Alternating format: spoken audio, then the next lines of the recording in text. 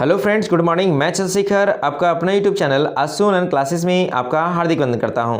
Friends, आज का जो हम लोग का जो टॉपिक है वो आपका यानी कि 30+ आपका एमसी क्वेश्चन है, जो आपका मापन एवं गतिकी से महत्वपूर्ण प्रश्न होंगे, जो एग्जाम पॉइंट ऑफ व्यू से काफ़ी महत्वपूर्ण है और एग्जाम में पूछे भी गए हैं। तो इस प्रश्नों को आप लोग ध्यानपूर्वक देखें और चलते हैं आज के पहला क्वेश्चन की ओर।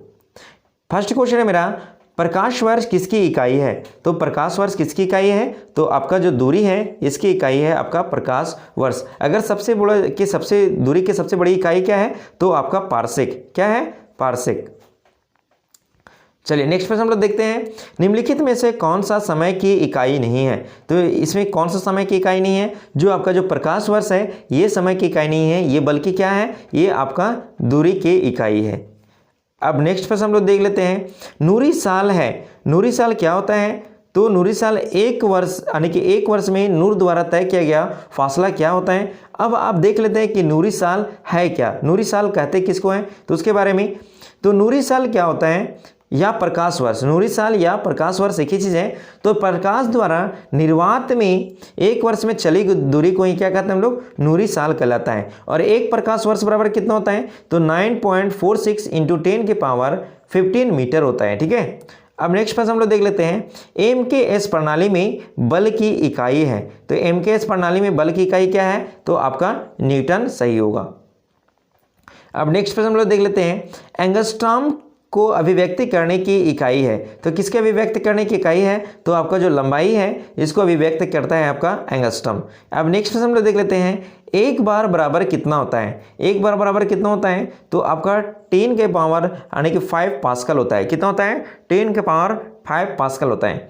अब नेक्स्ट प्रश्न हम लोग देख लेते हैं, ल्यूमेन किसका मात्रक है? तो ल्यूमेन किसका मात्रक है? तो आपका ज्योति फ्लक्स का है। किसका है? ज्योति फ्लक्स का आपका ल्यूमेन की मात्रक है, अनेक मात्रक है। अब नेक्स्ट प्रश्न देख लेते हैं, ज्योति तीव्रता का मात्रक है। कौन ज्योति तीव्रता का मात्रक है? तो आपका जो कैंडिला है वो आपका करेक्ट होगा। अब नेक्स्ट प्रश्न हम लोग देख लेते हैं, कैंडिला किसका मात्रक है? तो कैंडिला किसका मात्रक है?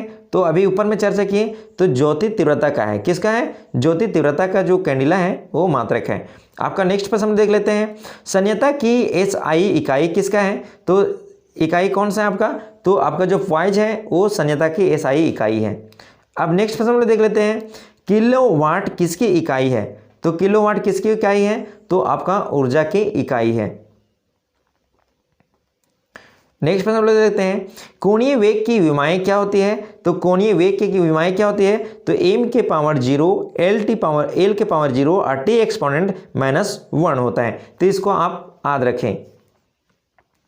नेक्स्ट प्रश्न हम लोग देख लेते हैं कि त्वरण की इकाई क्या है? तो त्वरण की इकाई क्या है? तो मीटर पर सेकेंड है। क्या है? मीटर पर सेकेंड होता है आपका त्वरण की इकाई। अब नेक्स्ट प्रश्न हम लोग देख लेते हैं कि 1 किलोमीटर में कितनी मिलीमीटर होता है? तो कितनी मिलीमीटर होता है? तो आपका 10 लाख क्या होता है? आपका मिलीलीटर होता है यानी मिलीमीटर होता है। ठीक है, अब नेक्स्ट प्रश्न देख लेते हैं, एक फेमटो बराबर होता है। एक फेमटो बराबर कितने मीटर होता है? तो 10 के पावर -15 मीटर होता है आपका एक फेमटो बराबर। अब नेक्स्ट प्रश्न हम लोग देख लेते हैं, 1 माइक्रोन बराबर होता है। तो कितने यानी कि कितने माइक्रोन होता है? तो आपका 0.001 mm होता है। ठीक है, किसी तारे की दूरी को नापने के लिए प्रयुक्त यूनिट है। तो क्या है किसी तारे की दूरी को मापने के लिए? तो आपका जो प्रकाश वर्ष है ये आपका करेक्ट होगा। नेक्स्ट देख लेते हैं, गति के नियमों का प्रतिपादन किसने किया था? तो गति के नियमों को प्रतिपादन किसने किया था? तो आपका न्यूटन ने किया था। और न्यूटन ने 3 तरह के नियम दिए, न्यूटन के प्रथम नियम और न्यूटन के द्वितीय नियम और न्यूटन के तृतीय नियम। प्रथम नियम में क्या है कि कोई वस्तु अगर विरामावस्था में है तो विरामावस्था में ही रहना चाहता है, अगर जब तक उस पर कोई बाह्य बल ना लगे। ठीक है, ये आपका प्रथम नियम है। दूसरा क्या है कि आपका बल का नियम निकल का आता है, सूत्र निकल का आता है, F बराबर ma। और तीसरा क्या होता है कि प्रत्येक अन्य क्रिया के क्या होगा? विपरीत क्रिया होगा आपका। ठीक है, ये आपका तीसरा नियम है।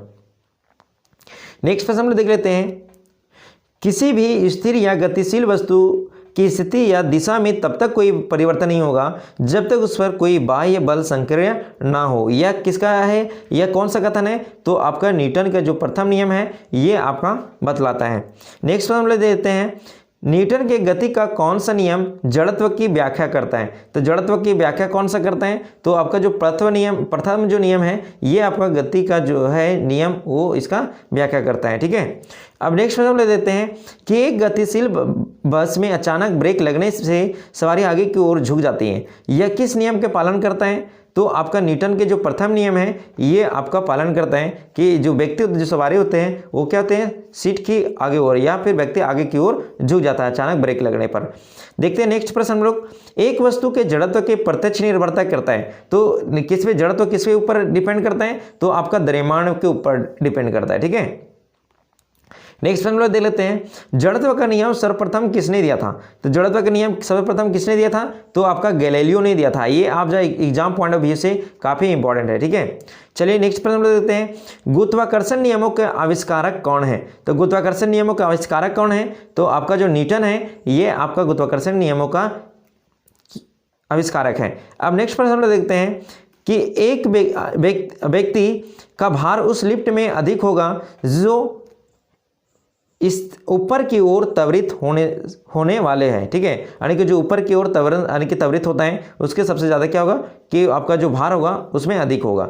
नेक्स्ट हम लोग देते हैं कि रॉकेट किस सिद्धांत पर काम करता है? तो रॉकेट किस सिद्धांत पे काम करता है? तो आपका संवेग संरक्षण पे काम करता है। ये आपका एग्जाम पॉइंट ऑफ व्यू से काफ़ी महत्वपूर्ण है, इसको आप लोग याद रखें। देखते हैं नेक्स्ट प्रश्न, एक मछुआरे झील में फंस गया क्योंकि उसकी मोटर बोट खराब हो गई, किनारे तक पहुंचने के लिए उसे क्या करना चाहिए? तो उसके क्या करना चाहिए? तो उसमें जो इकट्ठा है जो बोट में जो मछली है उसमें किनारे से दूर फेंकने के लिए उसको दूर फेंकना चाहिए। अब क्यों फेंकना चाहिए इसको देखते हैं, ये संवेग संरक्षण के नियम पर आधारित है। तो देखते हैं इसके बारे में।